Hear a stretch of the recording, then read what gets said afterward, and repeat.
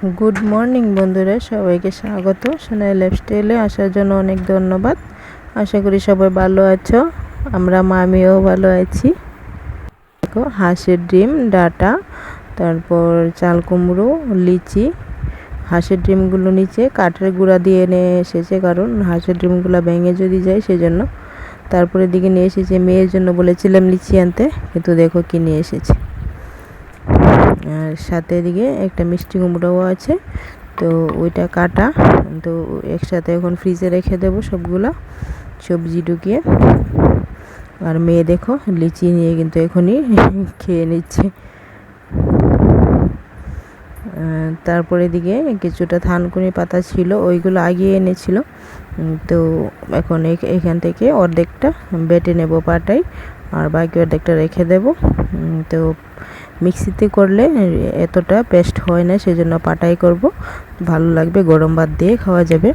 আর অনেকটা পান্তা ভাত রয়ে গেছে, তো সেই জন্য আমি ভাবলাম পান্তা ভাতগুলো খেয়ে ফেলি, তো তার জন্য কিছুটা কুমড়া ভাজি।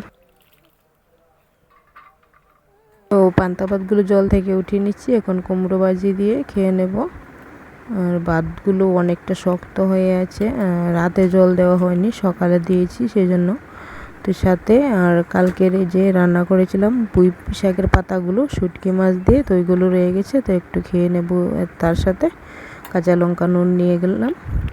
তো তারপর দুপুরবেলা মেয়েকে ঘুম পাড়িয়ে নিলাম, এখন প্রায় 12:30টার মতো বাজে। তো এদিকে ভাবলাম অনেক দিন আগে দেখেছিলে আমগুলো নিয়ে এসেছিলো, তো ওইগুলো ভাবলাম এখন একটু ভর্তা বানিয়ে খেয়ে নেব। তো সেই জন্য বাটিতে নুন আর চিনি নিয়ে নিলাম, আর এদিকে লেবু পাতা নিয়েছি। আমগুলো এখন ভালোভাবে কুড়িয়ে নেব। তারপর এদিকে দেখো শুকনো লঙ্কা একটা পুড়ে নিয়ে আসলাম, তো এখন বসে বসে এগুলো মেখে খাই। তারপর বাকি কাজগুলো সেরে স্নান করে আসবো। তো মেয়ে তো তখন ঘুমিয়ে থাক। আর দুপুরে রোদ্রের মধ্যে খেতে কিন্তু ভালো লাগে, তবে একা একা ভালো লাগে না। বর এনেছিল খাবে বলে, কিন্তু ও তো বাড়িতে থাকে না দুপুরবেলা। দেখো আমার খেয়ে মুখের অবস্থাটা ভীষণ টক, তারপর আবার চিনি নিয়ে আবার খেয়েছি ভালোভাবে মেখে। তারপর চলে আসলাম বিকেলবেলা, মেয়ে ঘুম থেকে উঠেছে, অনেকক্ষণ হয়েছে, মেয়ে তো 2টার মধ্যে উঠে যায়। তো তারপর এদিকে বিকেলবেলা আমি কুমড়োটা কাটছিলাম, ভাবলাম রাতে রান্না করব মাছের মাথা দিয়ে। তো এদিকে দেখো মেয়ে কী করছে, পুরো কুমড়োর বিচি বুচি যা আছে সব বারান্দায় ছড়িয়ে দিয়েছে। তারপর ও আবার শুয়ে পড়লো এর উপরে, দেখো। আর ওর এই কাণ্ডগুলো দেখে তো ভাবলাম তোমাদের সাথে একটু শেয়ার করি। আমার সব হাসি খুশি আনন্দ সব কিছু তোমাদের সাথে শেয়ার করতে আমার ভালো লাগে, তো শেয়ার করলাম একটু। দেখো ও কী করছে, ও ঘুমিয়ে ঘুমিয়ে বিচিগুলোকে উঠানোর চেষ্টা করছে। ততক্ষণ প্লিজ তোমরা আমার ভিডিওটাকে একটু গিয়ে লাইক করে আসো, আর সাথে কমেন্ট করে আসবে যদি ভালো লাগে।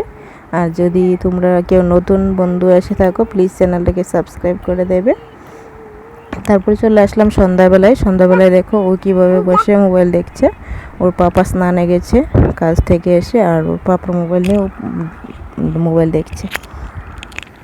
আমি রান্নাটাও বসিয়ে দিয়েছি, কারণ ও সন্ধ্যার সময় একটু ঘুমিয়েছিল, তো এই ফাঁকে ভাত বসিয়েছিলাম, কিন্তু সাথে সাথে উঠে পড়েছে।